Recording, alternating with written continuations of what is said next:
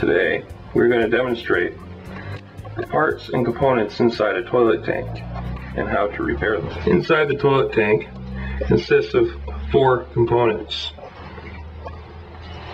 the ball cock, the arm raised when the water level reaches its point, the fill valve, which is connected to the water line under the toilet, which allows the water into the tank. Third, the toilet handle attached to the front of the tank, as well as the flapper located at the base of the tank.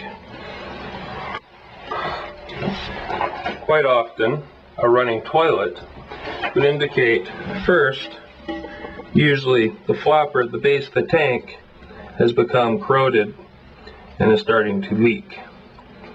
Also, the fill valve could possibly be malfunctioning, allowing the water level to surpass the overfill line on the flush valve. If this is happening, simply replace the fill valve.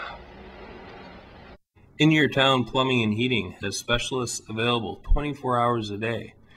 If this is an emergency or to book an appointment, call 778-829-1448.